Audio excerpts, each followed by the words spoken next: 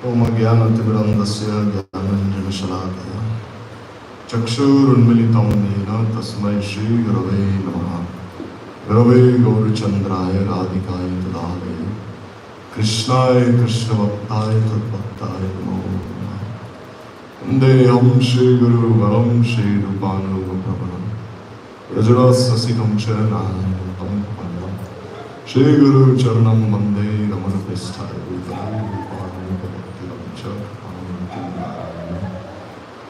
Shri Krishna Lila Katane Sadakshamadhari Madhavi Vinayashintam Aramarinyam Dushaman Tam Narayam Tam Shri Samanam Jai Shri Krishna Chaitanya Prabhu Nityananda Shri Advaita Gadadhar Shivasadi Shri Gaur Bhaktivinoda Jai Rup Sanatan Bhakta Raghunath Shri Ji Gopal Bhakta Dasa Raghunath Hare Krishna Krishna Krishna Hare Rama So first of all, I have my Shastanga Dandava Pranam, said the Lord's feet, for our spiritual masters. Jai Shri Bhaktivedanta Shri Narayana Goswami Maharaj Shri Jai Shri Bhaktivedanta Shri Ramananda Goswami Maharaj Shri and the entire Pankali Guru and all Vaishnavas and Vaishnavas present there. So continue speaking on Shri Ramananda Samvat. So where did we stop last time? You remember Maharaj where we stopped? No? At least something? At least one or two words? Nothing? No, one or two words you say, something at least you say. I feel inspired. Yeah. Something you say. Nothing? No? Normally, Maharaj has become one with the Lord.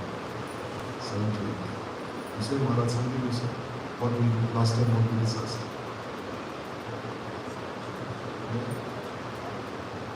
Even I forgot also, that's why I'm asking you. No, really I forgot, that's why I'm asking you. Tirtharaj, what we discussed last time? Rockets, no? Rockets, UFOs, that's what we discussed, no?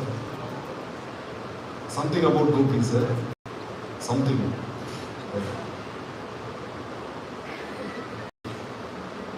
So anyhow, we discussed about Prema Bhakti. So here, Mahaprabhu is saying, when Ramananda said, Prema Bhakti Sarva Sadhyasar, then Mahaprabhu said, alright, he speaks something more, he's saying. So until now, what Mahaprabhu said? Mahaprabhu said, Eho Bhaiya, Age Kahovar. He said, this is external. But now he's saying, Eho Hoy, Age Kahovar. Means now this is alright, now speak something more. He's saying. So then Ramananda is saying, Prema Bhakti Sarva Sadhyasa. The Prema Bhakti is the essence of all perfection. So from Mahaprabhu's request for him to speak further on this point, reveals that Ramananda has now reached the correct path but should proceed further. So here you see, who is Mahaprabhu? Mahaprabhu is Prem Purushottam himself. Ramchandra is Maryada Purushottam. And Shri Krishna is Leela Purushottam. Like you see, Ramchandra is always bound by his morality, by his etiquette. He did not even accept Sita. When Sita was, when Ram, he heard that someone is doubting Sita, and he sent Sita away from Ayodhya. He said, no, you can no longer stay here, no, you leave. He sent Sita away. And despite Sita being innocent in every aspect, still he sent Sita away from Ayodhya. Because Ram, he is the king, he has to follow his etiquette. Krishna, on the other hand, you see, these 16,108 queens, these princesses whom he married, they were in Narakasura's prison for 1 year. And when they told Krishna that, now how will we go back? No one will take us. So you take us to Dwarka, we will become the maid servants of all your queens. They said. And Krishna said, no need to be their maid servants. You yourselves will become my queens. And he married each and every one of them. But still, Krishna did not give prayer equally to one and all. This is very important. Ye yatam prabodhante tam stataiva bhajamyaham. He says, and accordingly as one loves me, then I reciprocate accordingly. But Mahaprabhu, what did he do? He gave prema to everyone. By his glance, he gave prema to everyone. By his words, he gave prema to everyone. By his associates, he gave prema to everyone. Mahaprabhu was like a touchstone. Just by touching someone, that person would get prema. But Krishna was not like this. Therefore, Shri Chaitanya Mahaprabhu is Prema Purushottam. Beginning from here, this Prema Bhakti, if you see, that Raya Ramananda is going to speak on, here actually, this Tattva of Mahaprabhu is being described from here onwards. This is Tattva. This is why Mahaprabhu came to this world. Parama Karun, Rasik Shekhar. He is Rasik Shekhar, is also Parama Karun. Edu Icha Hetu, Charakon. And because of these two qualities of his, that he is Parama Karun and Rasik Shekhar, he appeared in this world. What is the meaning of Rasik Shekhar? Rasik Shekhar means he is the taster of all kinds of rasas.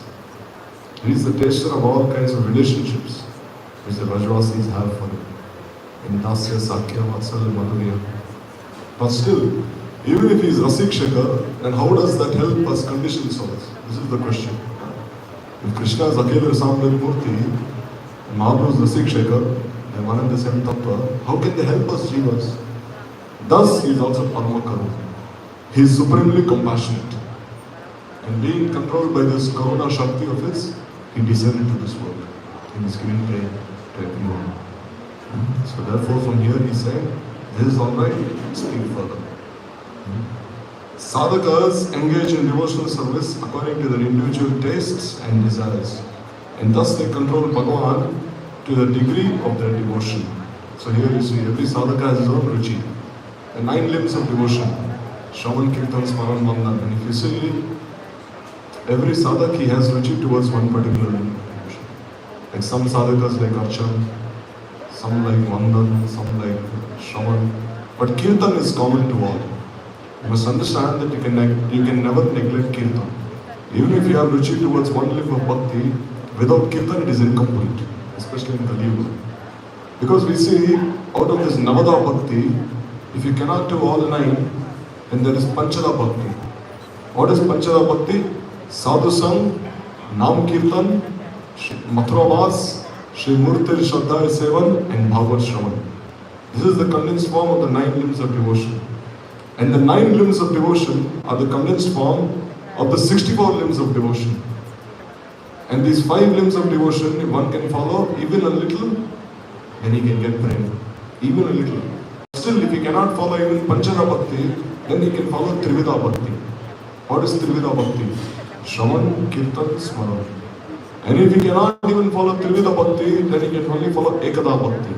What is that? Kirtan. By Kirtan, all good qualities are had. Devotion is had, prayer is had, everything is had. Kale dosha guna rajan aste eko mahad guna. Kirtaneva Krishnasya mukta sangha param rajet. Sukadeva Goswami, he told Parikshit, Kale dosha guna rajan. He said this Kali Yuga is full of unlimited faults. You cannot even count the number of faults that Kali Yuga has. Asti eko mahad guna. But still there is one very great quality in Kali Yuga. What is that? Kirtaneva Krishnasya mukta sangha param rajet. By engaging in this Krishna Kirtan, one he attains his Braj Prem. This is what Sukadeva Goswami has said. Therefore, Kirtan is common. You should never neglect Kirtan. But still, sadhaks, they have ruchi towards certain limbs of devotion. Like we see, like who had this desire for Shravan? Who? Parikshit Maharaj. Parikshit, he especially liked this limb of devotion, Shravan. So much so that for 7 days, when he was hearing the Bhagavatam from Sukadeva Goswami, he did not even drink water. He did not even eat anything. He said, I don't want anything. I only want to listen by my 2 ears. Shinnata Sarada Krishna, Punya Shravana Kirtana, Hridayasta Bhadrani, Vidunoti Suratsatam. Satam Prasangam Amvi Samvidam. Avanti Hrid Karna Rasayana Tatha. Tat Joshana Tapavarkamar Tamani, Shraddha Ratir Bhaktir Anukramishati. The Satam Prasangam, Mamavirya Samvido. This Harikatha has such Vidya Shakti. Especially you can imagine the parrot of Srimati Radhika herself. Sukadeva Goswami, he is speaking this Bhagavatam. Then who is a better speaker of the Bhagavatam than Sukadeva Goswami himself? The parrot of Srimati Radhika. What does Radharani do?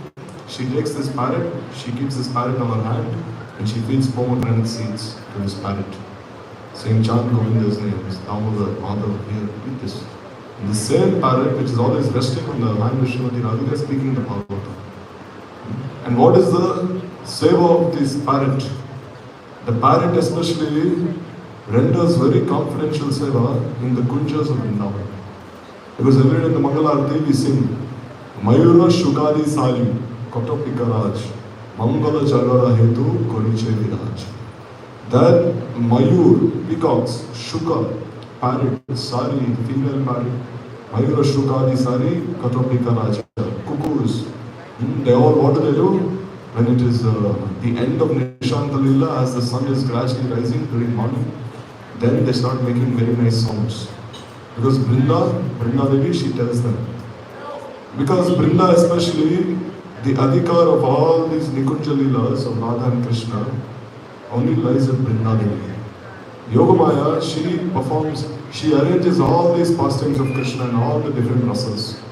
Like Dasya, Sakya, Vatsalya. But in Madhurya, only Brinda has this monopoly.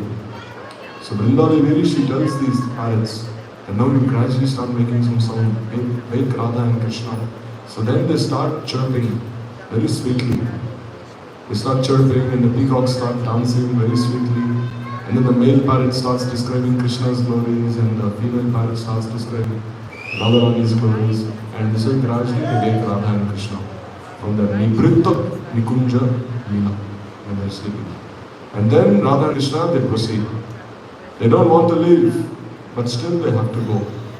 Because Jotila and Kutila, they are there in Javat. And if Radharani is late, then immediately they'll start finding faults with her. Where were you? Were you with that black snake? Krishna. You're very unchaste, you're always with that black boy. Where were you? So Radharani has to go quickly. Also Krishna, he has to go to Nanda Bhavan very quickly.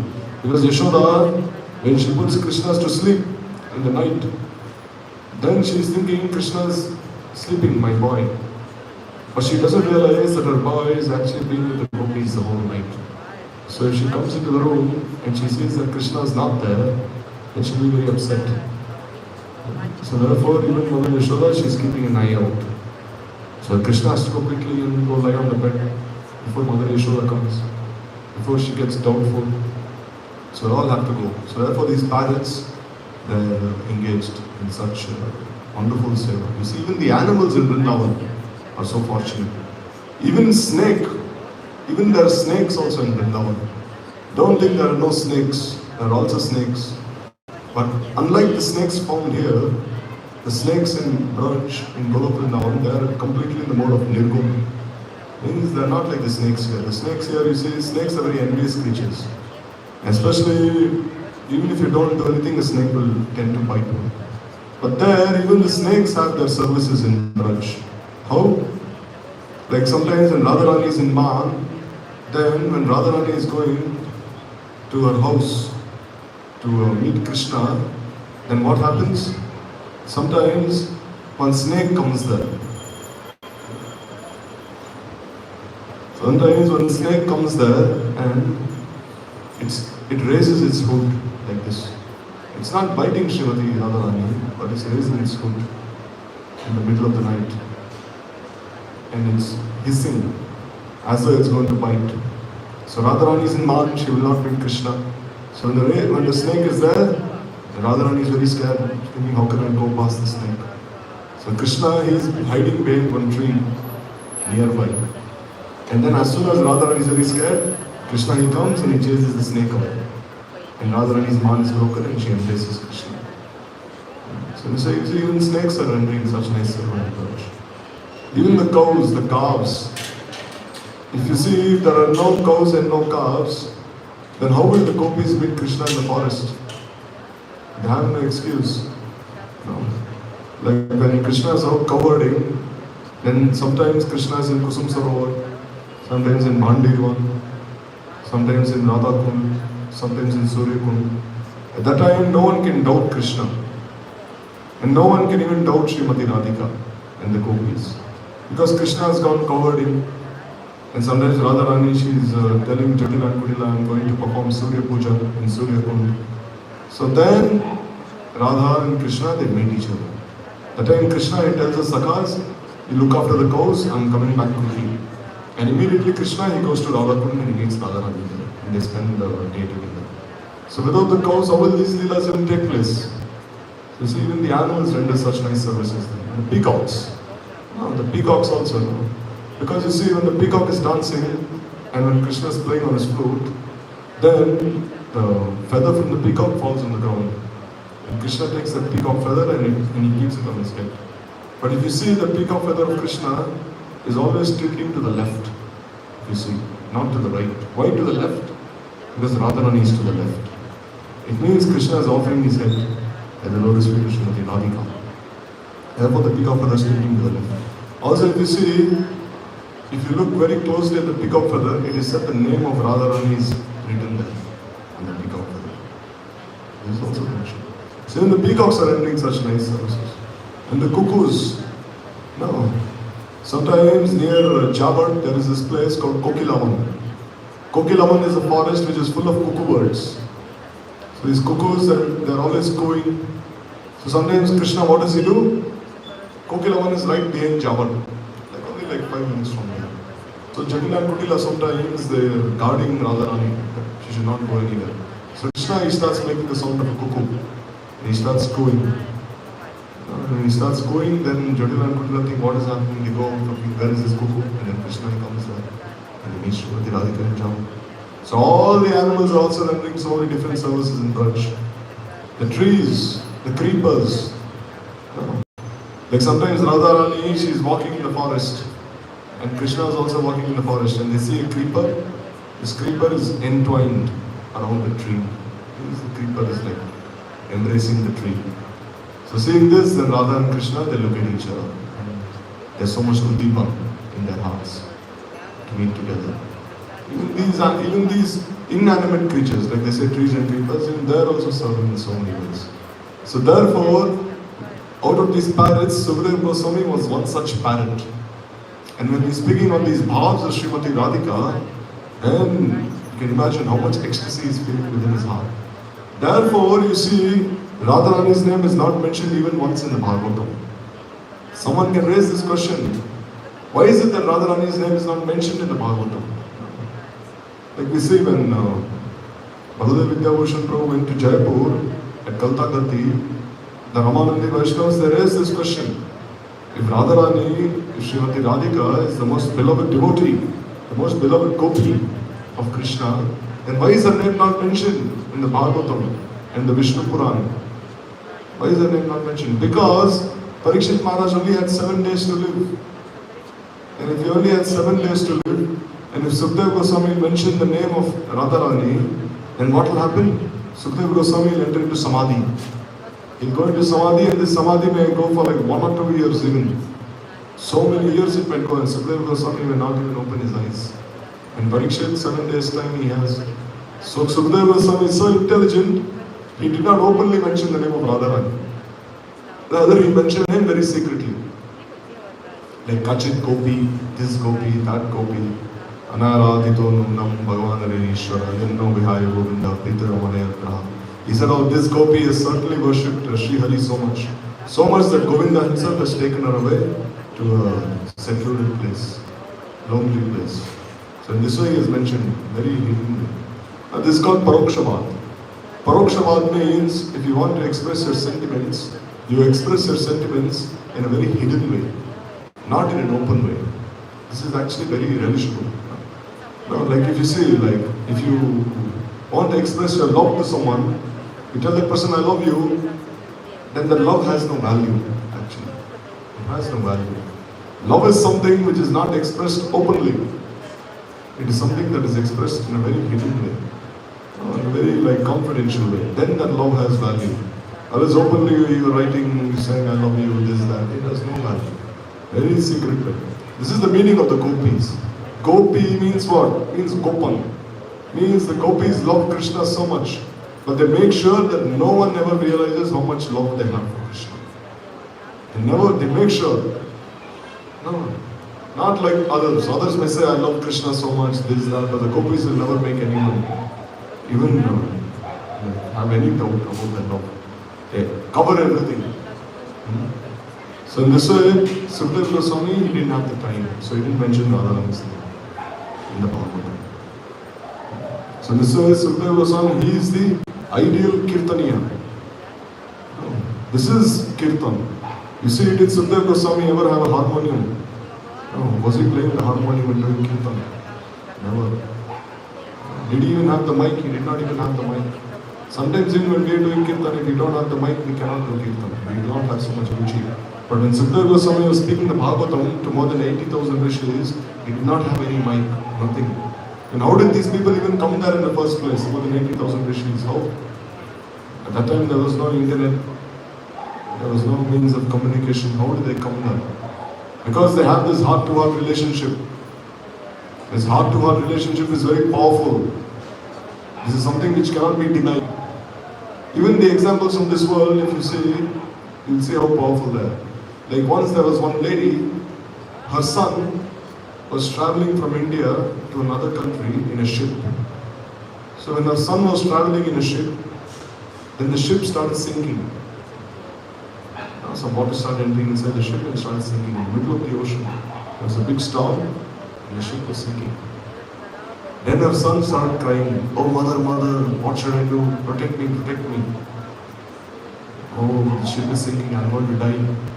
So when he was crying out to his mother was somewhere like some 10,000 miles away in India. And she heard his cries, even though she was so far away. Then she started praying to Krishna. "Oh Krishna, save my son. He's going to die. Please save him, save him. I think something is happening." And immediately Krishna heard her prayers and the son was saved. The ship did not sink. So you see here, even like if one calls out to one's like mother or father and remembers them, then your prayers reach that person. And if you're calling out to Krishna, will your prayers not reach him? So this way we see that this Kirtan is of this standard. That when Sukadeva Goswami was doing Kirtan directly, even without having to use any instruments, even without having to call anyone also, automatically by his heart he called everyone. By his heart. In his heart, this Krishna himself is residing as Paramatma. So as Paramatma is residing in the hearts of everyone, Paramatma inspired everyone. Krishna inspired all these Rishi Maharshis to assemble that. And they all came there and they heard the Bhagavatam from him. And he spoke to them. So he's the ideal Kirtaniya, Sukadeva Goswami. And who is the person who listens very nicely? Is Parikshit. No. Because we know Parikshit, he was cursed by this Brahmin boy to die after 7 days. But you see Parikshit, he did not he did not lose his composure.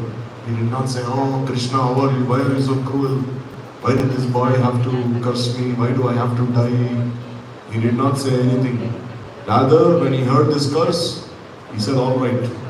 He gave all his responsibilities to his son, Janmajaya. He said, "Now I am going to the forest. Krishna gave me life, now Krishna is taking my life away. He has full control over my life." Because when Parikshit was in the womb of his mother, Uttara, then what happened? Ashwatthama had killed all the 5 sons of the Pandavas. There was no one left. The last descendant of the Pandavas who was left was Parikshit. And he was in the womb of his mother Uttara. But Ashwatthama, what did he do? He released the Brahmastra on Uttara Devi. He wanted to kill that baby inside her womb also. He said even the last descendant of the Pandavas should not stay in this world. So then when he released that Brahmastra, he started entering inside Uttara Devi's womb. Then Uttara, she started calling out in pain. She said, "Oh Krishna, save me. I think I'm going to have this miscarriage. I'm going to have this miscarriage. Save me, protect me." So then Krishna himself, what happened? He entered into her womb, size of a thumb. And in a small way, he entered inside her womb and then he protected her baby, from this Brahmastra. So Parikshit, he knew from his very childhood that Krishna is the one who protected me. Therefore, his name itself, what does it mean? Parikshit. Parikshit means what? Means pariksha. Means he's always examining. Where is that person who protected me, who saved my life? Where is he? Where is he? He's always examining, looking. Therefore, he called this name Parikshit. So Parikshit knew that if Krishna saved me, also one name of Parikshit is Vishnu Rat. He was also given this name, Vishnu Rat. Means he whom Vishnu himself protected. So one more name he has called Vishnu Rat. So Parikshit was always looking, where is that person, where is that person? So when Parikshit was cursed, he did not think that, why are all these things happening to me? Rather, he only thought, Krishna gave me life, and now Krishna is taking my life away. He has full adhikar over my life. See how surrendered he is.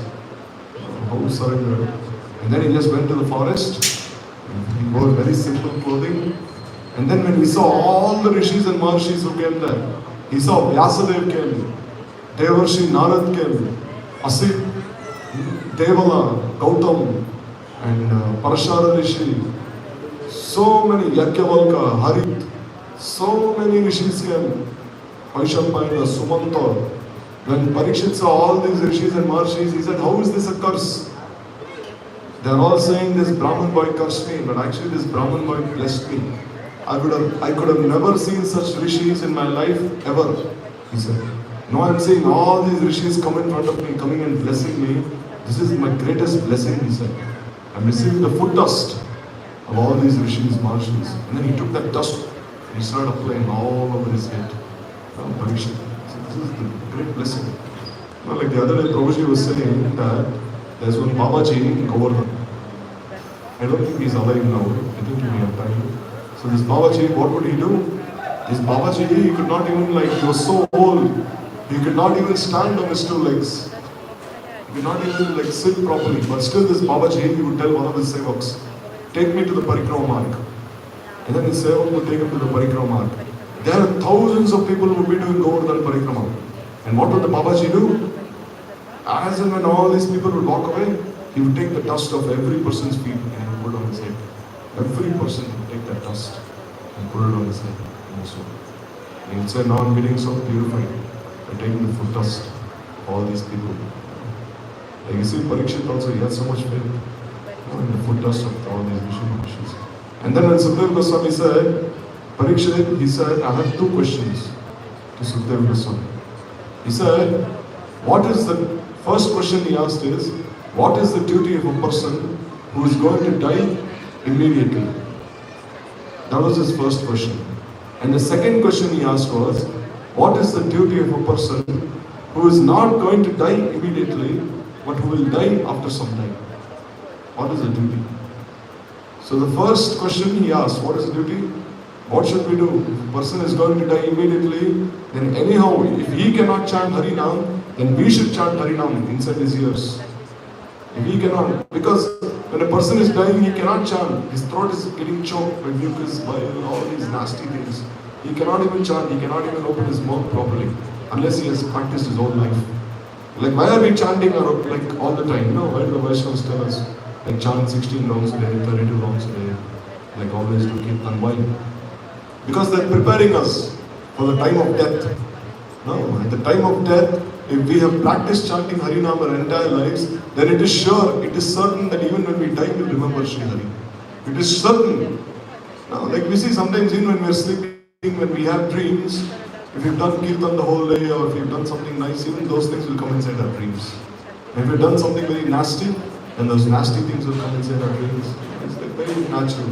So we say we are chanting our whole lives and even when we're dying, we will remember Krishna's name. It is certain. So but some people, they're so sinful, they cannot chant Krishna's names. So what should we do? We should go chant Krishna's names inside their ears. Or we should do Kirtan very loudly. And we're getting so much benefit. Like Gurudev, once he was preaching, then he was called to one village. So he went to one village. There one lady, she was weeping so much. She caught hold of Gurudev's feet and she said, "Oh Maharaj, you saved my husband. He's going to die any moment soon. You do something, do something." So then Gurudev, he went to this person and then he told this person, "You chant Hare Krishna, Radhe Radhe." This person could not even open his mouth. You see here, when Uttam Mahabhagavad is telling him to chant Krishna's names, he could not even open his mouth. Rather, what was he saying? He was saying, I'm burning, I'm burning. He's saying, I'm burning. Gurudev is saying, how are you burning? No, there's no fire here, nothing. He said, I'm burning, I'm burning. He said, why? What did this person do?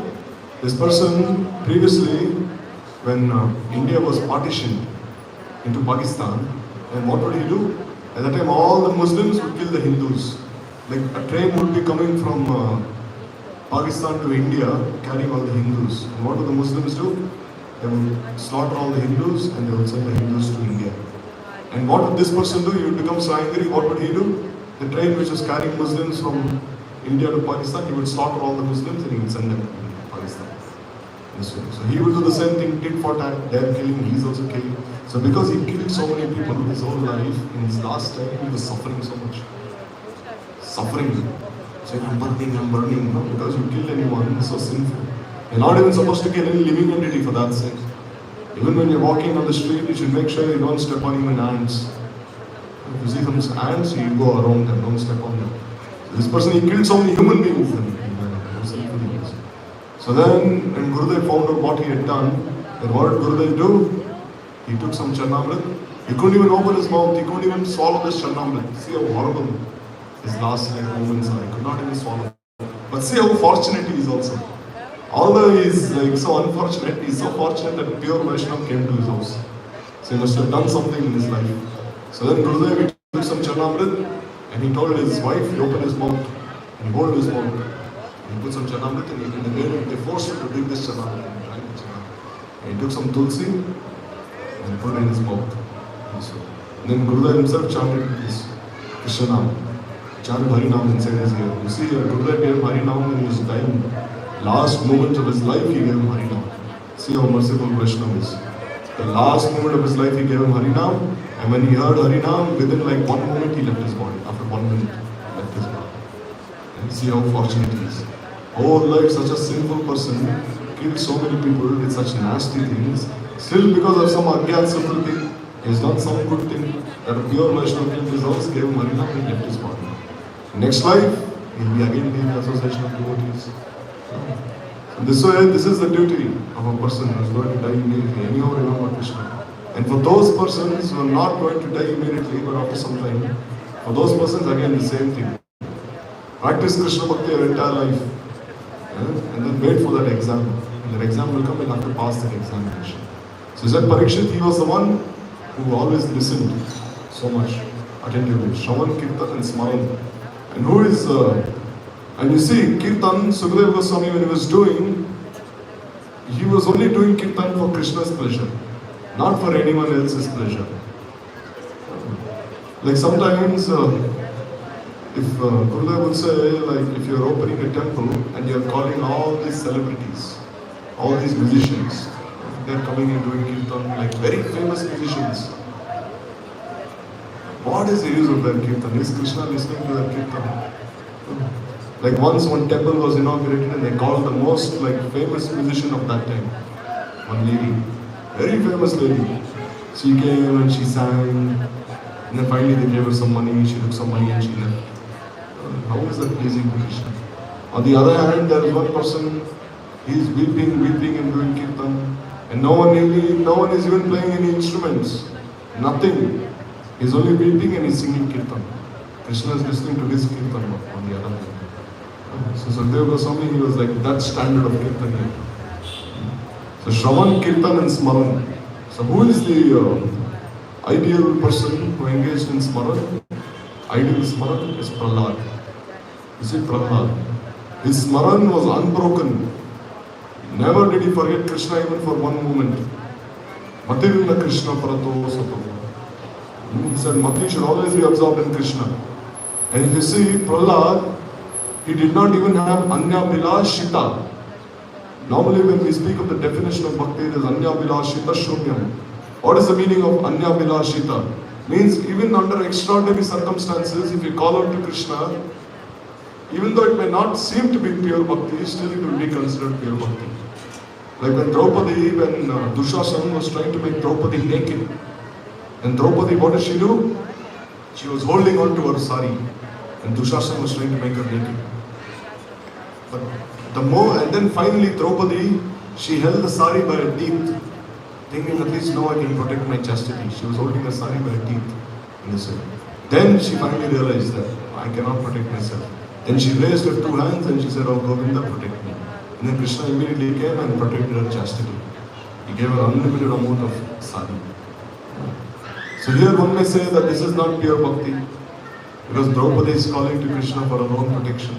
This is also pure bhakti, because Draupadi, whatever she does is only for the pleasure, happiness of Krishna. This is also pure bhakti.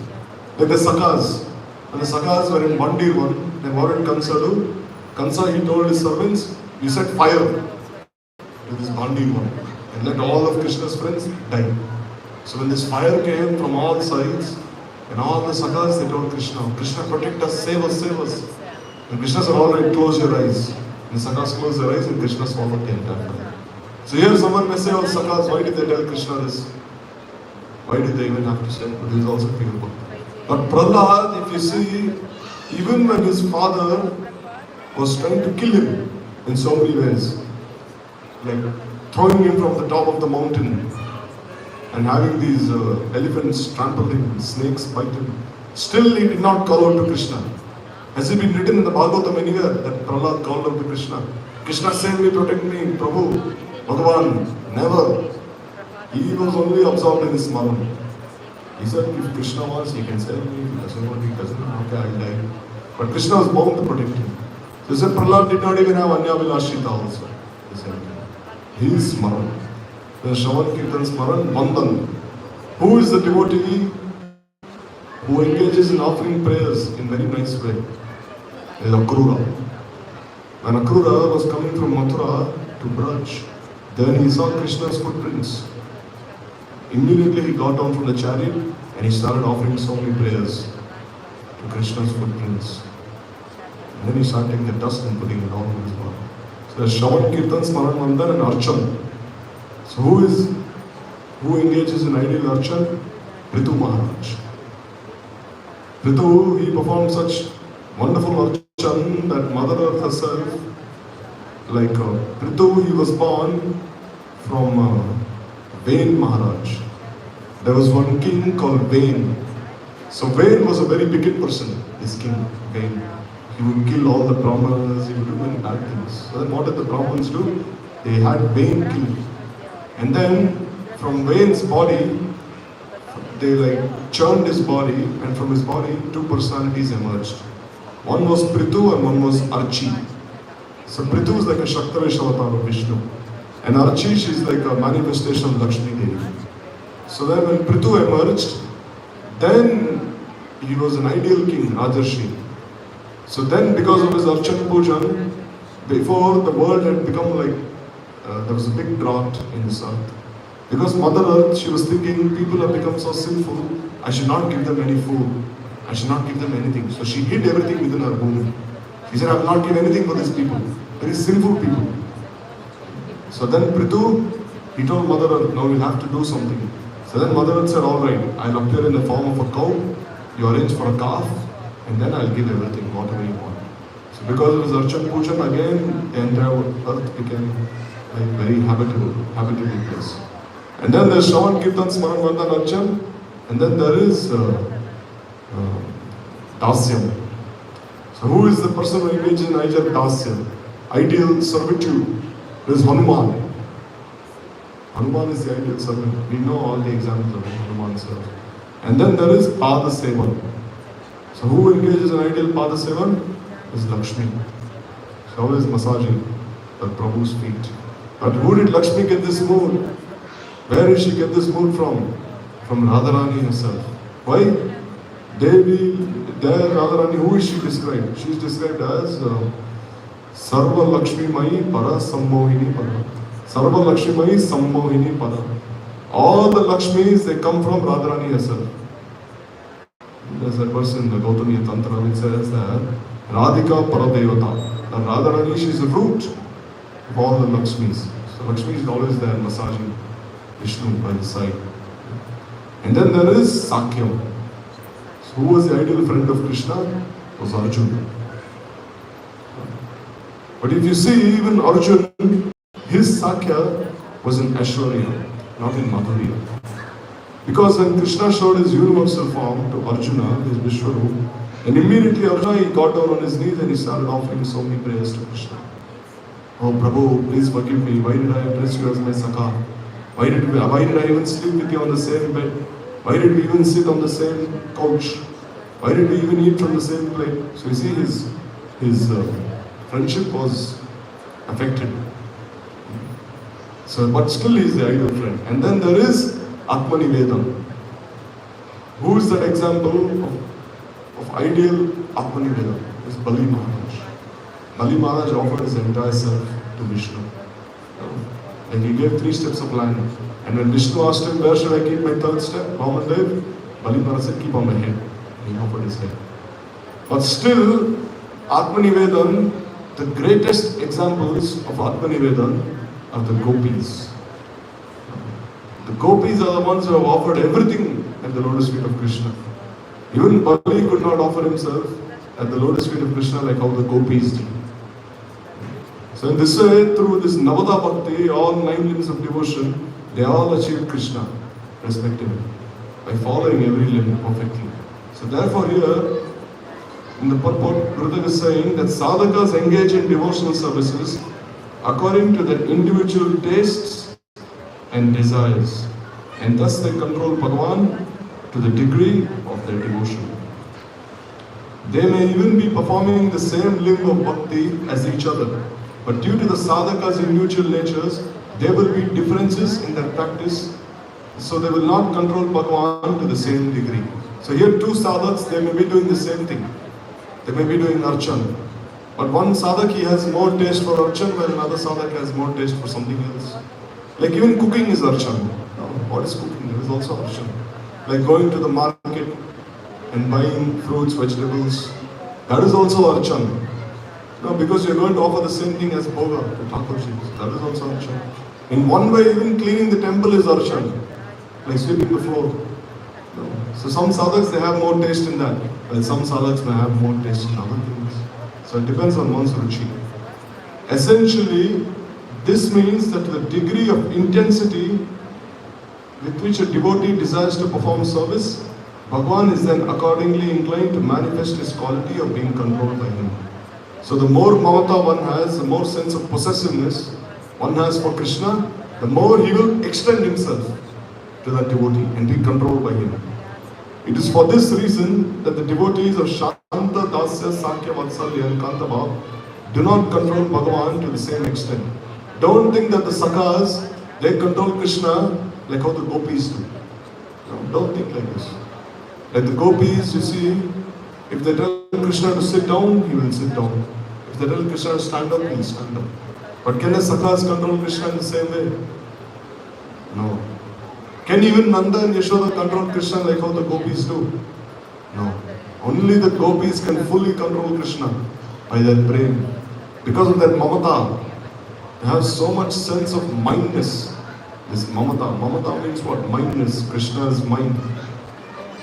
Because of that, they control Krishna fully. There is another point to consider. Is Bhagavan controlled simply by hearing the Harikatha that comes from the mouth of his devotees? Or is Bhagavan controlled by a listener who attains some special state on hearing Harikatha? It is with the intention of clarifying this that Mahaprabhu asked Rai Ramananda to speak a little further. The listener controls Bhagavan just by listening to the narrations of Bhagavan's pastimes. This is okay. But this takes place only when the hearer of Harikatha is situated in the stage of prema. Because the sloka says, Shinvatam Swakata Krishna. If one listens to this Krishna Katha, then Krishna situates himself in the heart of that person. But what is the adhikar of that person? What is his qualification? The qualification is he must be in the stage of prema bhakti. Only then he can bind Krishna in his heart, the premi bhakta. Or else he cannot bind. Like we see when Raghunath Bhatta Goswami would speak Harikatha, who would listen to his Katha? Rupa Goswami would himself come and listen to Raghunath Bhatta Goswami's Harikatha. And when Raghunath Bhatta Goswami would speak about the separation of the gopis, then Rupa Goswami feels so much separation that there was this fire emanating from his body when he would describe this viraha of the gopis. So you see here, if one is in the stage of praying, then Krishna is bound to be controlled by such a listener, or else he will not be controlled. Therefore it is said this takes place only when the hearer of Harikatha is situated in the stage of praying. Only then Krishna will be bound in his heart. So what is Prema Bhakti? Prema Bhakti is to render such service that it gives so much happiness to Krishna. This is called Prema, not happiness to our own selves, but happiness to Krishna. Actually, if Krishna is happy, we will also be happy. Like we say, if he is not happy, then how can we be happy? Through the performance of hearing and chanting, performed in the stage of Gyan Shunya Bhakti, by the mercy of Bhagavan, the contamination of the heart is removed. Thereafter, this is called Anurta Nivriti, and all the Anurtas go away. Thereafter, this Sambandha Gyan arises. Means, who am I? Who is Krishna? What is my relationship with him? All these things arise. If such Sambandha Gyan is not arising, then what will happen? You'll only have a Sambandha with this material world. You'll only have a relationship with this material world. But the more your relationship with Krishna intensifies, the more it thickens, the more it awakens, the more it develops, the more your relationship with this material world will decrease. And the relationship with Krishna will increase. So then by the mercy of the Swarup Shakti, then it enters the heart of the sadhak. So this is called Prem. This devotional service to Krishna, which is filled with pure love, is known as Prema Bhakti. Bhagavad Katha, Hari Katha is both our goal and our sadhana. Similarly, so is Prema Bhakti. If there is Prem within the heart of the sadhak, then he will perform all the limbs of Bhakti with deep love. And Sri Krishna is pleased with him. Without Prem, the sadhak may perform Bhakti, but that Bhakti will never satisfy Krishna. It will just be like a job. It will just be like a duty. Like whatever service you do, if you're not doing it with love, then it will just be like duty. You just have to do it for the sake of doing it. Like sometimes you might go and just cook something, or you go into the temple, do some archan, anything, just be like a duty, that's all. Oh, I have to do it, or if I don't do it, then I'll get chastised, or this, that. So by such service, Krishna will never be pleased so much. But if one doesn't pray, then he'll be very happy to accept that seva. So many examples we know of such seva. Can you think of any example? One or two. So many examples we heard in Harikatha now. What to do?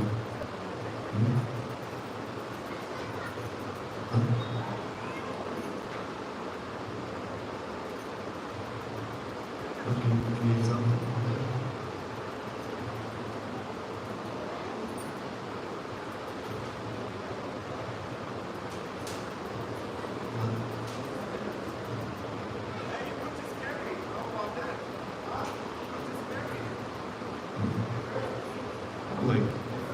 Like we see here also the example is being given. That when Duryodhana, he offered so many things for Krishna. But Duryodhana had no love for Krishna. In fact, he wanted to arrest Krishna. Because Duryodhana, he also had some relationship with Krishna. Because Duryodhana, he had one daughter who was married to Krishna's son. So they were related to each other. So when Krishna came, Duryodhana offered so many things to Krishna. Hundreds of items on a golden plate. But Krishna was not even interested, he did not even look. On the other hand, Vidura, his wife, gave him these peels, these banana peels. Not even banana itself. When she saw Krishna, she was so absorbed in this praying that she was peeling them, she was throwing the fruit aside and she was giving these banana peels. And Krishna was eating these banana peels. Have you eaten a banana peel your entire life? Have you eaten? Is it tasty, Maharaj? No? But Krishna, he likes it very much. Very tasty for him. Then Vidura, he came there and he said, what are you doing? No, you're not offering the fruit, you're offering these peels.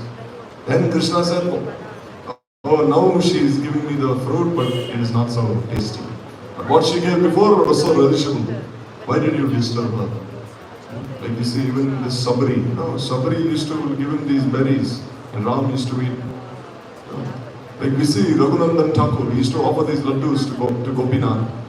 So much love, and Gopinath used to eat everything that he used to offer. Alarnath also, you see, there was one boy, he used to offer kheer. Once he offered such burning kheer that when Alarnath put his finger inside, his finger burnt. Even now, if you see that deity, if you see two of his fingers, they're burnt. Near Jagannath Puri, Alarnath. Why? Because that boy offered that kheer with so much love that Alarnath did not even see if it is hot or not. He just put his hand inside, and his hand got burnt.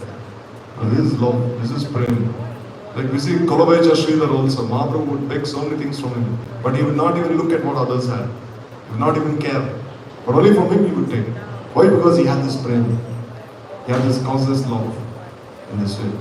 So this way we see that Krishna, he even offered, he ate the rice and yogurt offered with prema by the wives of the Brahmanas. Ramchandra ate the remnants, he ate the remnant fruits of sabri. And Mahaprabhu, he ate all these vegetables from the devotee Sridhar.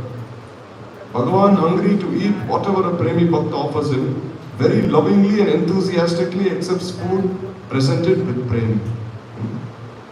Although Lakshmi resides eternally on the chest of Narayan, she identifies herself as being the wife of a Brahmin. So therefore her serving attitude is slackened and she cannot enter a braj. When one has knowledge of the relationship between the master and the servant, the tendency to render service transforms into prema. And the Premi Bhakta chants the holy name while maintaining a vow to chant a fixed number of names daily. And this way, he engages in sadhan bhajan. And he sings all these kirtans. Like Radha Kunda Tata Kunja Kutira Govardhana Parvata Yamunati. He Radhe Rajadevi Ke Chalalite He Nanda Sunavata Shri Govardhana Kalpa Padavatale Kadindi Manyakuta. So you see here, the more he is absorbed in prema, and anything he'll do, kirtan, smaran, bandhan, any of the limbs of devotion he'll do will be so pleasing to Krishna. And Krishna will be so happy. Anything he offers is very relishable. Why? Because he has offered his own self. He's given his own self. So even if he offers one leaf to Krishna, then Krishna will be so happy to accept that leaf. On the other hand, one person, he will offer thousands of things. But if he has not offered his own self, then what is the use? There's something, he'll get some sukriti. Or on the other hand, one person has given his entire self. And still Krishna will be bound to accept everything. Like once Gurudev was in Mathura, and one very wealthy person was sitting next to him. So this wealthy person, he had given lakhs of rupees to Gurudev, lakhs and lakhs. And he was sitting right next to Gurudev. Gurudev was sitting on his chair and he was sitting right there. Then an old lady, she came there. This old lady. And then she had some coins in her sari. She gave these coins to Gurudev. Then Gurudev, he looked at this wealthy person and he said, you see this old lady? She has given me maybe 2 or 3 rupees, a few coins. But what she has given is much more greater than what you have ever given. He told this person. Much greater. This person was thinking, what is Maharaj saying? I have given lakhs of rupees. And this lady is only given 2 or 3 rupees. And he's saying that I have not given anything. Gurudev said, because when you have given with the attitude that I am giving. You're giving with this attitude that I am giving. And you have not even surrendered yourself completely. But this lady, she comes every day to the temple. Every day she comes for arati. Every day she comes and she cuts vegetables. Every day she does so much seva. And she does not even have a place to stay outside. Somehow she stays underneath the tree here, there. And whatever money she collects, she comes and gives me. So who is more surrendered? You or her? This person was completely humble. So many examples. Like Prabhuji mentioned. He said one lady, she was so poor, she gave some rice to Gurudev and she gave an old garment saying, can you make one sari? So Gurudev, he gave this rice to Prabhuji and he said, you can make some kheer from this rice. And he said, how can I make kheer from this rice? There's so many insects here. And he said, no harm, go on the roof, dry them out and then you can make kheer. Also you make some nice sari for Radharani with this cloth. And this cloth was not even so high class. It was some average cloth. How can I make sari? No, make it. Gurudev was adamant. He said, make it. And also she had given some vegetables, some sabji. And the sabji was also not so fresh. So then again I was thinking, how can I cook something from this sabji? Anyhow you cook something. Throw the bad part out and cook something. And then when he dressed Radharani with the sari and made kheer and sabji, and then when this lady saw that she was weeping so much, when Gurudev gave her some kheer by his own hands, here, take this kheer and some sabji, now in this Maharaj. And that lady, that same night she left her body. After having darshan of Radha Vinodi. And the lady did not even have a place to stay. She would sit outside near Rangeshwar Mahadev and she would beg. Like she would not even beg, she would just sit there. And whatever money she would get, she would come and give to Gurudev. Like maybe 5 or 6 rupees every day. How much more? And this is surrender, this is prem. And even if a person has nothing, he's only giving like 1 or 2 paisa for Bhagavan, still he is giving his son. On the other hand, millionaires who are giving so much money, at the end of the day, they're saying, I'm giving. And they're not even surrendering. Whose donation is greater? Which we should consider. So here, a devotee who performs sadhana and bhajan in this way very much pleases Bhagavan, who becomes restless to taste even his ordinary offerings. In order to taste prem, Bhagavan will dance for just a cup of buttermilk. So you see here, even if this person offers charge, pot of buttermilk, not even like rabdi, kheer, lassi, nothing, just one charge. Buttermilk is like useless. Who wants to drink buttermilk? But still, that person is offering this buttermilk with so much love that Krishna is dancing for it. He's dancing with so much happiness. He's like, give me, he's saying, I want to drink. And Krishna is so restless to take that he snatches it from his hand. He snatches it and he starts drinking it. There's no need for him to even offer. Rather, Krishna himself comes and snatches it up. And he starts drinking it. So this is prema. Therefore, Gurudev is telling us here that if we really want to control Krishna in our hearts, then we should also think of having these modes of prayer. Only then will be controlled. Or else Krishna is very, very far away. And we are very, very far away. And we will continue to remain very far away from him. So therefore we should bring him closer and closer into our hearts by such modes of prayer. So we'll stop there and continue. So Shri Chaitanya Mahaprabhu ki jai, Rai Ramananda Prabhu ki jai, Rai Ramananda Samvat ki jai. Saparikar Shri Gaur Nityananda Prabhu ki jai, Ham Jagoti Vaishnav Vrinda ki jai, Samoyed Shri Gaur Bhakti ki jai, Guruji Maharaj ki jai. Dai Gaur Nityananda Anjha Kalpataru Vishya Kripasindhu.